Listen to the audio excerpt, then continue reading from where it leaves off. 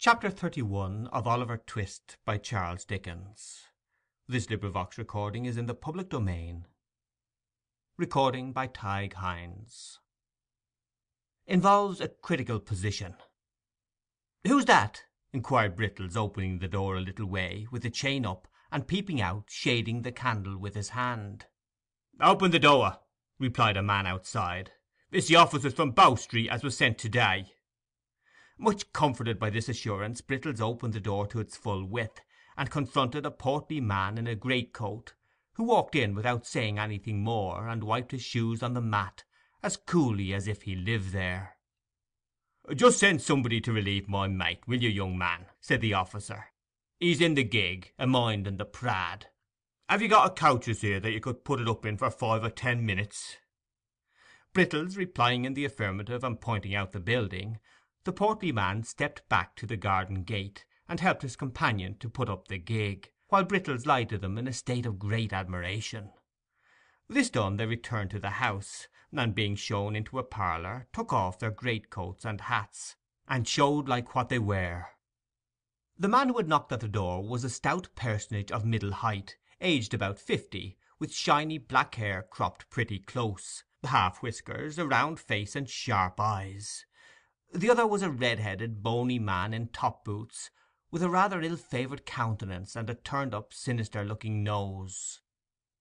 "Tell your governor that Blathers and Duff is here, will you?" said the stouter man, smoothing down his hair, and laying a pair of handcuffs on the table. "No, good evening, master. Can I have a word or two with you in private, if you please?" This was addressed to Mr. Losberne, who now made his appearance. That gentleman, motioning Brittles to retire, brought in the two ladies and shut the door. "This is the lady of the house," said Mr. Losberne, motioning towards Mrs. Maylie. Mr. Blathers made a bow. Being desired to sit down, he put his hat on the floor, and taking a chair, motioned to Duff to do the same. The latter gentleman, who did not appear quite so much accustomed to good society, or quite so much at his ease in it, one of the two, seated himself after undergoing several muscular affections of the limbs, and put the head of his stick into his mouth with some embarrassment. "Now, with regard to this here robbery, master," said Blathers, "what are the circumstances?" Mr. Losberne, who appeared desirous of gaining time, recounted them at great length, and with much circumlocution. Messrs. Blathers and Duff looked very knowing meanwhile, and occasionally exchanged a nod. "I can't say for certain till I see the work, of course," said Blathers. "But my opinion at once is, I don't mind committing myself to that extent, that this wasn't done by a yokel. Eh, Duff?" "Certainly not," replied Duff. "And translating the word yokel for the benefit of the ladies, I apprehend your meaning to be, that this attempt was not made by a countryman," said Mr. Losberne with a smile. "That's it, master," replied Blathers. "This is all about the robbery, is it?" "All," replied the doctor. "Now, what is this about this here boy that the servants are a-talking on?" said Blathers. "Nothing at all," replied the doctor. "One of the frightened servants chose to take it into his head that he had something to do with this attempt to break into the house, but it's nonsense, sheer absurdity." "Very easy disposed of if it is," remarked Duff. "What he says is quite correct," observed Blathers, nodding his head in a confirmatory way, and playing carelessly with the handcuffs as if they were a pair of castanets. "Who is the boy? What account does he give of himself? Where did he come from? He didn't drop out of the clouds, did he, master?" "Of course not," replied the doctor, with a nervous glance at the two ladies. "I know his whole history, but we can talk about that presently. You would like first to see the place where the thieves made their attempt, I suppose?" "Certainly," rejoined Mr. Blathers. "We had better inspect the premises first, and examine the servants afterwards. That's the usual way of doing business." Lights were then procured, and Messrs. Blathers and Duff, attended by the native constable, Brittles, Giles, and everybody else in short, went into the little room at the end of the passage, and looked out at the window, and afterwards went round by way of the lawn and looked in at the window, and after that had a candle handed out to inspect the shutters with, and after that a lantern to trace the footsteps with, and after that a pitchfork to poke the bushes with. This done, amidst the breathless interest of all beholders, they came in again, and Mr. Giles and Brittles were put through a melodramatic representation of their share in the previous night's adventures, which they performed some 6 times over, contradicting each other in not more than one important respect the first time, and in not more than a dozen the last. This consummation being arrived at, Blathers and Duff cleared the room, and held a long council together, compared with which, for secrecy and solemnity, a consultation of great doctors on the knottiest point in medicine would be mere child's play. Meanwhile the doctor walked up and down the next room in a very uneasy state, and Mrs. Maylie and Rose looked on with anxious faces. "Upon my word," he said, making a halt, after a great number of very rapid turns, "I hardly know what to do." "Surely," said Rose, "the poor child's story, faithfully repeated to these men, will be sufficient to exonerate him." "I doubt it, my dear young lady," said the doctor, shaking his head. "I don't think it would exonerate him, either with them or with the legal functionaries of a higher grade. What is he, after all, they would say? A runaway? Judged by mere worldly considerations and probabilities, his story is a very doubtful one." "You believe it, surely?" interrupted Rose. "I believe it, strange as it is, and perhaps I may be an old fool for doing so," rejoined the doctor. "But I don't think it is exactly the tale for a practical police officer, nevertheless." "Why not?" demanded Rose. "Because, my pretty cross-examiner," replied the doctor, "because, viewed with their eyes, there are many ugly points about it. He could only prove the parts that look ill, and none of those that look well. Confound the fellows, they will have the why and the wherefores, and will take nothing for granted. On his own showing, you see, he has been the companion of thieves for some time past. He has been carried to a police officer on a charge of picking a gentleman's pocket. He has been taken away forcibly from that gentleman's house to a place which he cannot describe or point out, and of the situation of which he has not the remotest idea. He is brought down to Chertsey by men who seem to have taken a violent fancy to him, whether he will or no, and he is put through a window to rob a house, and then, just at the very moment when he is going to alarm the inmates, and so do the very thing that would set him all to rights, there rushes into the way a blundering dog of a half-bred butler, and shoots him, as if on purpose to prevent his doing any good for himself. Don't you see all this?" "I see it, of course," replied Rose, smiling at the doctor's impetuosity. "But still, I do not see anything in it to criminate the poor child." "No," replied the doctor, "of course not. Bless the bright eyes of your sex, they never see, whether for good or bad, more than one side of any question, and that is always the one which first presents itself to them." Having given vent to this result of experience, the doctor put his hands into his pockets and walked up and down the room with even greater rapidity than before. "The more I think of it," said the doctor, "the more I see that it will occasion endless trouble and difficulty if we put these men in possession of the boy's real story. I am certain it will not be believed, and even if they can do nothing to him in the end, still the dragging it forward and giving publicity to all the doubts that will be cast upon it must interfere materially with your benevolent plan of rescuing him from misery." "Oh, what is to be done?" cried Rose. "Dear, dear, why did they send for those people?" "Why, indeed?" exclaimed Mrs. Maylie.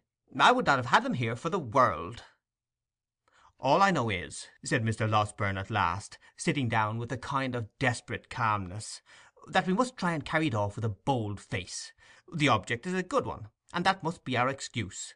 The boy has strong symptoms of fever upon him, and is in no condition to be talked to any more. That's one comfort. We must make the best of it, and if bad be the best, it's no fault of ours. Come in."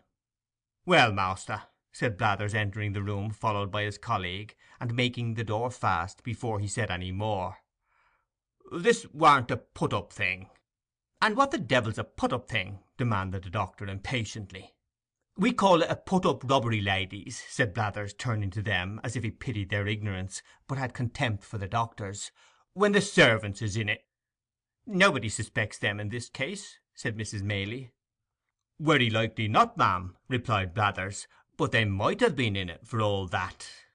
"More likely on that wery account," said Duff. "We find it was a town hand," said Blathers, continuing his report, "for the style of the work is first rate." "Very pretty indeed it is," remarked Duff in an undertone. "There was 2 of 'em in it," continued Blathers, "and they had a boy with 'em, that's plain from the size of the window. That's all to be said at present. We'll see this lad you've got upstairs at once, if you please." "Perhaps they will take something to drink first, Mrs. Maylie," said the doctor, his face brightening as if some new thought had occurred to him. "Oh, to be sure!" exclaimed Rose eagerly. "You shall have it immediately, if you will." "Why, thank you, miss," said Blathers, drawing his coat sleeves across his mouth. "It's dry work, this sort of duty." "Anything that's handy, miss. Don't put yourself out of the way on our accounts." "What shall it be?" asked the doctor, following the young lady to the sideboard. "A little drop of spirits, master, if it's all the same," replied Blathers. "It's a cold ride from London, ma'am, and I always find that spirits comes home warmer to the feelings." This interesting communication was addressed to Mrs. Maylie, who received it very graciously. While it was being conveyed to her, the doctor slipped out of the room. "Ah," said Mr. Blathers, not holding his wine-glass by the stem, but grasping the bottom between the thumb and forefinger of his left hand, and placing it in front of his chest, "I have seen a good many pieces of business like this in my time, ladies." "That crack down in the back lane at Edmonton, Blathers," said Duff, assisting his colleague's memory. "That was something in this way, weren't it?" rejoined Blathers. "That was done by Conkey Chickweed, that was." "You always gave that to him," replied Duff. "It was the family pet, I tell you. Conkey hadn't any more to do with it than I had."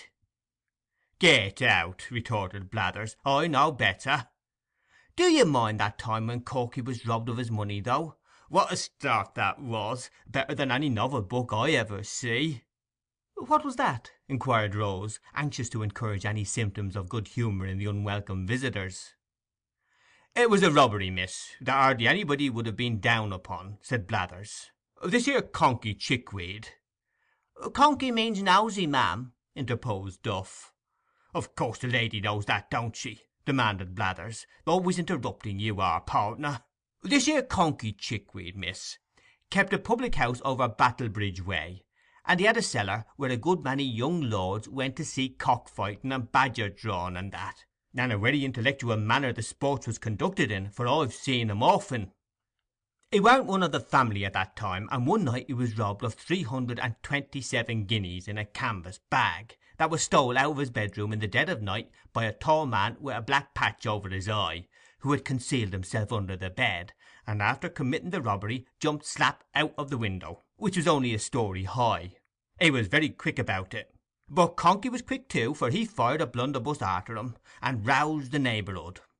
They set up a hue and cry directly, and when they came to look about 'em found that Conkey had hit the robber, for there was traces of blood all the way to some palings a good distance off, and there they lost him. However, he had made off with the blunt, and consequently the name of Mr. Chickweed, licensed whittler, appeared in the Gazette among the other bankrupts, and all manner of benefits and subscriptions, and I don't know what all, was got up for the poor man, who was in a wery low state of mind about his loss, and went up and down the streets for 3 or 4 days, a pulling of his hair in such a desperate manner that many people was afraid he might be going to make away with himself. One day he came up to the office all in a hurry, and had a private interview with the magistrate, who, after a great deal of talk, rings the bell and orders Jim Spires in. Jim was an active officer, and tells him to go and assist Mr. Chickweed in apprehending the man as robbed his house. "I see him, Spires," said Chickweed, "pass my house yesterday morning." "Why didn't you up and collar him?" says Spires. "I was so struck of a heap, you might have fractured my skull with a toothpick," says the other man. "But we're sure to have him, for between 10 and 11 o'clock at night he passed again." Spires no sooner heard this than he put some clean linen and a comb in his pocket, in case he should have to stop a day or two, and away he goes and sets himself down at the public-house windows behind the little red curtain with his hat on, all ready to bolt out at a moment's notice. He was smoking his pipe here late at night, when all of a sudden Chickweed roars out, "Here he is! Stop! Thief! Murder!" Jim Spires dashes out, and there he sees Chickweed a-tearing down the street in full cry. Away goes Spires, on goes Chickweed, round turns the people, everybody roars out, "Thieves!" and Chickweed himself keeps on shouting all the time like mad. Spires loses sight of him a minute as he turns a corner, shoots round, sees a little crowd, dives in. "Which is the man?" "Damn me," said Chickweed, "I've lost him again." It was a remarkable occurrence, but he warn't to be seen nowhere, so they went back to the public house.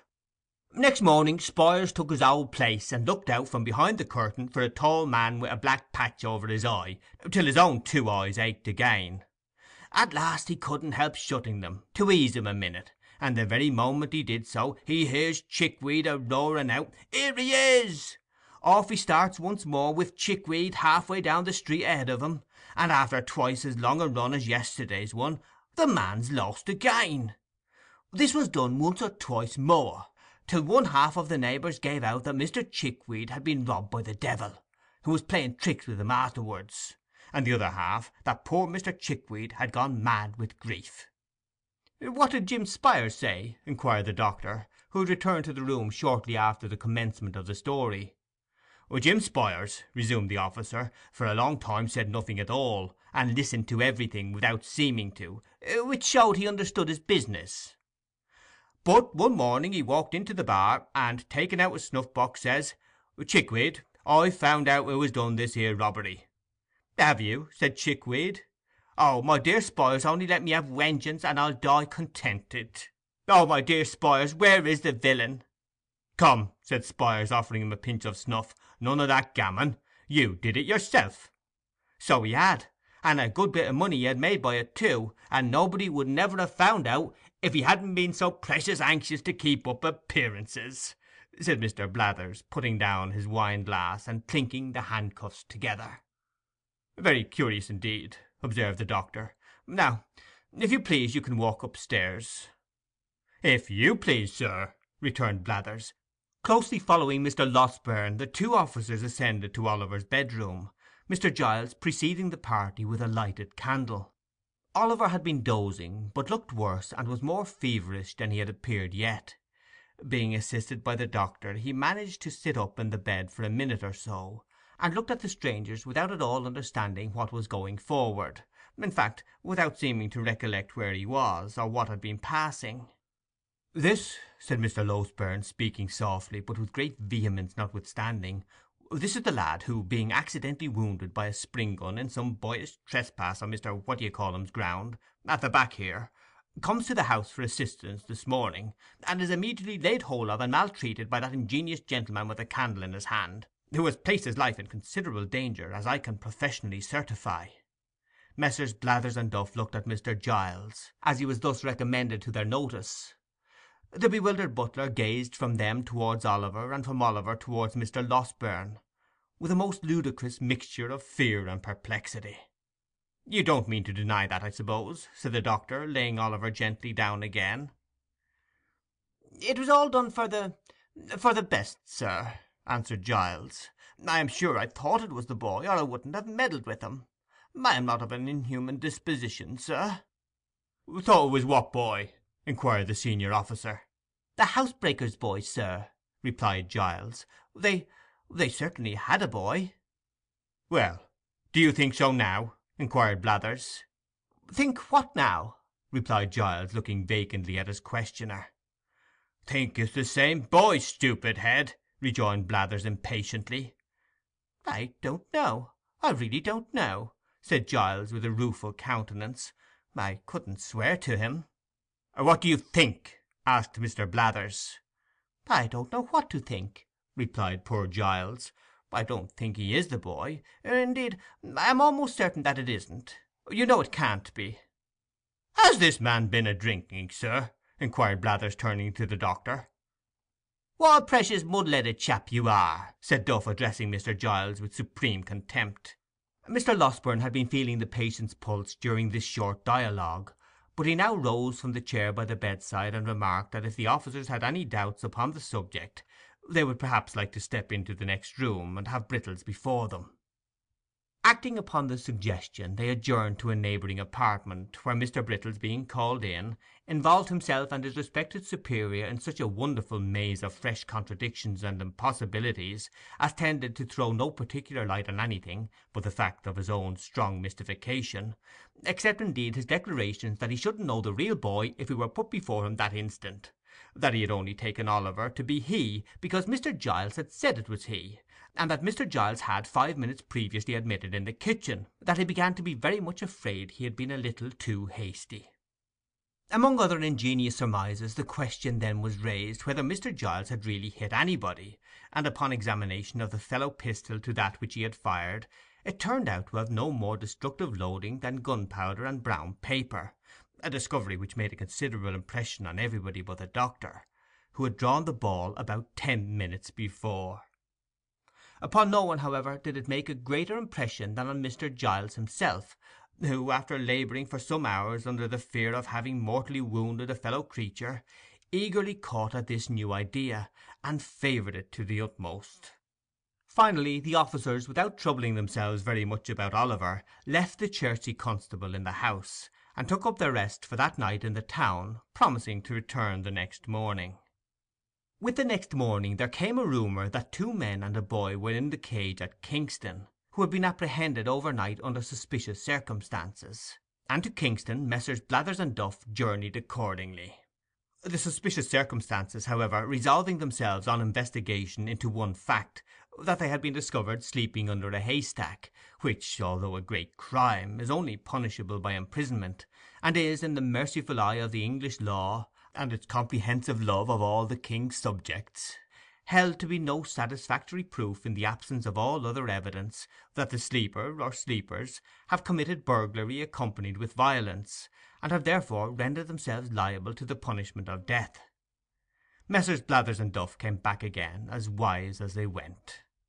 In short, after some more examination and a great deal more conversation, a neighbouring magistrate was readily induced to take the joint bail of Mrs. Maylie and Mr. Losberne, for Oliver's appearance if he should ever be called upon; and Blathers and Duff, being rewarded with a couple of guineas, returned to town with divided opinions on the subject of their expedition, the latter gentleman, on mature consideration of all the circumstances, inclining to the belief that the burglarious attempts had originated with the family pet, and the former being equally disposed to concede the full merit of it to the great Mr. Conkey Chickweed.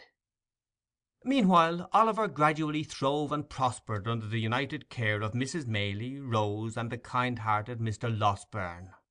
If fervent prayers gushing from hearts overcharged with gratitude be heard in heaven, and if they be not, what prayers are, the blessings which the orphan child called down upon them sunk into their souls, diffusing peace and happiness. End of chapter 31.